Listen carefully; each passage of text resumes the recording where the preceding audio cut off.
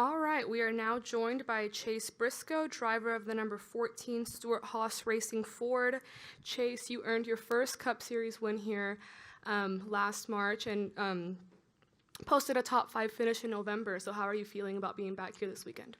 Yeah, I'm definitely excited to be back here. I feel like anytime you can come back to a place you've won at in the past, you're just excited to go there because you've had past success. So yeah, I would say this week, I'm a little apprehensive just with how much everything's changed, I would say, going into this weekend from a downforce side, just because we were really good here at both races last year with all the amount of change going into this year. It's not really sure if that's going to correlate. So yeah, for us, hopefully, we're going to show up as pretty similar to how we ended last year. So I guess we'll find out here in a little bit if that's going to work or, how the package is going to translate. So yeah, just excited, to hopefully kind of turn our season around here.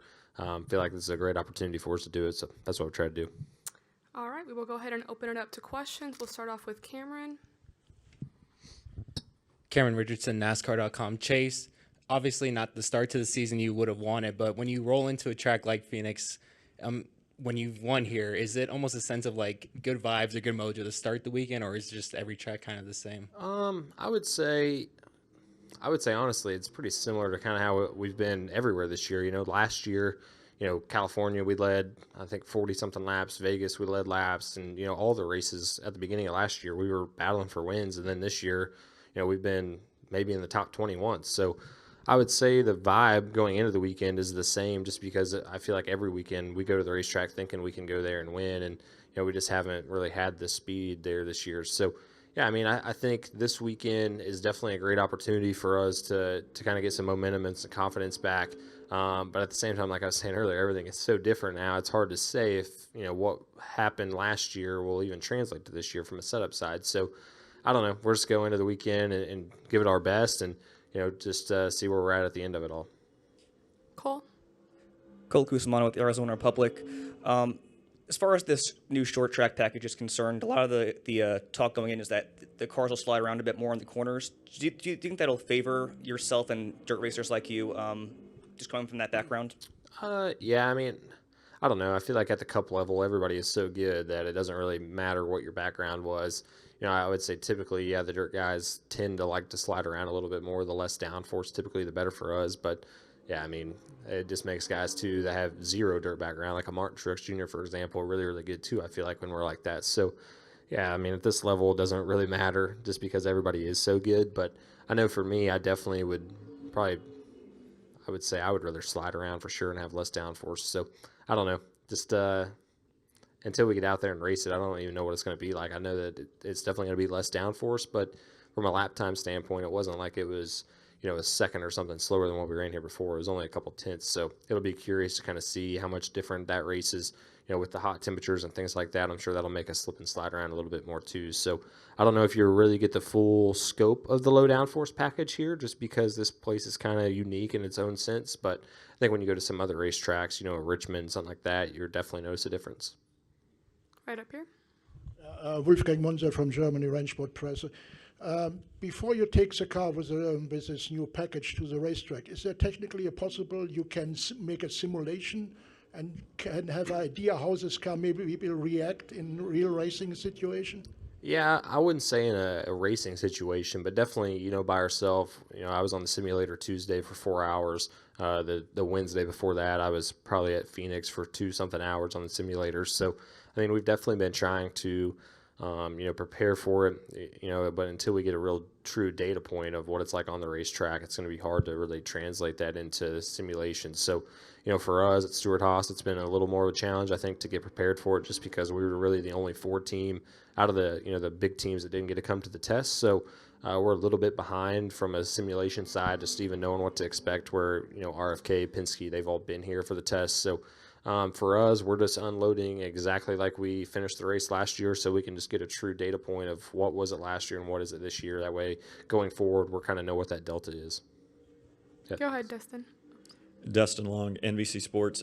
Chase, I'm curious, with winning so early last year, how does that change the dynamic for a team? Because I know you had the third at Daytona last year. You had the first here, but, first 10 races, it was up and down. Yeah. And when you look at this year, look, bad luck, misfortune, everything's kind of hit your way. But, when it's the start of a season, it's easier to kind of pay more attention to, okay, this guy hasn't had a top 20 finish. This guy's had 2 DNFs. And I'm curious how a win changed that last year and how the feeling is this year when it's, this could be a 3-race stretch in the middle of June. Maybe nobody pays attention, Yeah. but because it's the start of the season, we're all focused on what's wrong here, what's wrong with, and I'm sure you're focused too on that. Yeah, for sure. I think, it definitely gets a lot more attention paid to it when it's at the beginning of the year, where if it was in the middle of June or July and a guy went on a 3-race streak, I mean, yeah, it might get mentioned, but it's not a talking point week in and week out. And yeah, it's definitely, I think, more challenging when it's at the beginning of the year because, you're obviously amped up, you're excited to get the season going, you have all these high expectations. So it kind of puts you in just like a more down mood when it's at the start of the season versus if it was in the middle of the season, because you got the win to lean back on. You've had other good runs throughout the year, so you can kind of always get your confidence right back. Where that's at the beginning of the year, I definitely think there's a lot more emphasis put on it, not only from a team standpoint, from like my self-confidence standpoint, but even the media standpoint. So, yeah, I think it's unfortunate anytime you have a 3-race slump or whatever, but it definitely gets paid attention to a lot more at the beginning of the year than it would, like you said, in the middle of June or July. So how did the win change things for you last year?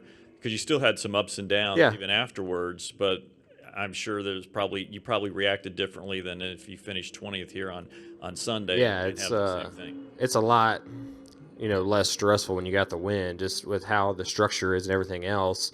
I mean, if you have a win, nothing else really matters, right? So, for us right now, not having a win, if we go a month from now and we're still 25th, 30th place in points, well, then there's a lot more to not be happy about if you keep going on a slump, where when you got the win in your back pocket, I mean, you can kind of write off a bad weekend or even a couple weekends because you know that you're still in the playoffs. You know that no matter what happens, you're still good, where when you don't have that win, that's when it gets even more pressing and more, a lot more just struggles become because you don't have anything to fall back on. You don't have anything that to really race for other than a win. Like if you're not in the playoffs, you don't even really think you have a shot at it unless you go win a race, right? So when you have that win, it just changes your whole season, especially when, like for us last year, winning as early as it did, it changed not only our team's aspect, but even, on the racetrack for me, going back to Bristol would be a perfect example.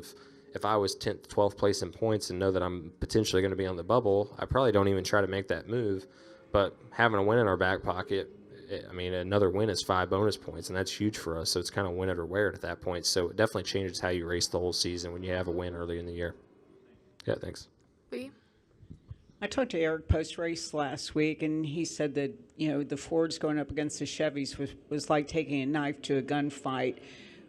Is your team going to be relieved to get back on the East Coast and just have some time to really spend on, trying to get the Fords turned around?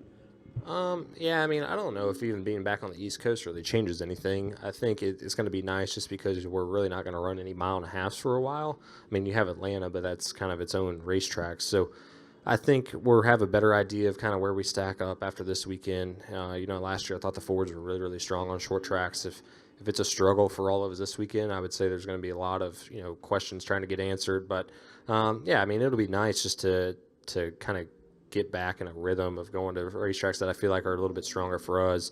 I know that I just got told a little bit ago we're going to do the Charlotte test, so for us that's going to be really important just with how off we kind of are on the 1.5 miles right now. So yeah, I think for us at Stewart Haas or even on the 14 car, we know that Fords are at a little bit of a disadvantage right now for sure. I mean, but the problem is we need to be one of the top 3 Fords each Sunday. We don't need to be one of the bottom 3 Fords. So that's what we're working on first. And once we get to being one of those top 3 Fords, then we're worried about that deficit to the other manufacturers. I know you're a big Tony Stewart fan. You think he hung the moon. You grew up in Indy, so you know the history of the Speedway.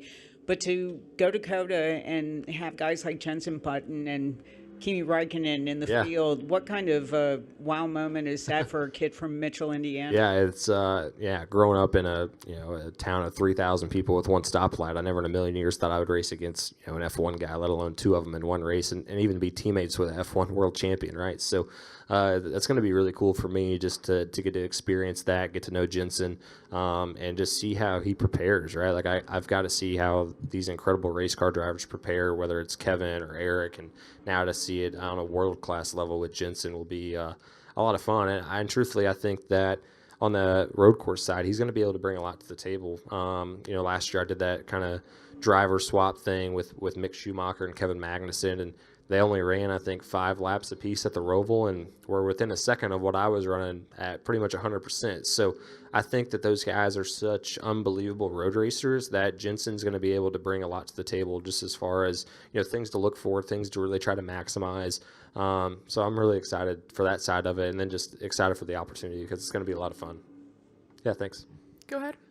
Chase, I have a business question. Just seeing one of your big sponsors is Mahindra.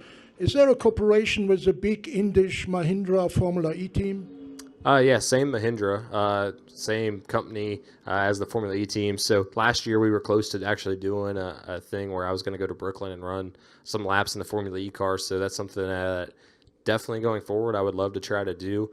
Just try anything open wheel. Obviously I've done open wheel sprint cars and midgets, but never anything on a road course open wheels. So yeah, I know that there's definitely that connection there to potentially maybe do something one day. And yeah, I would love to do it with Team Mahindra for sure.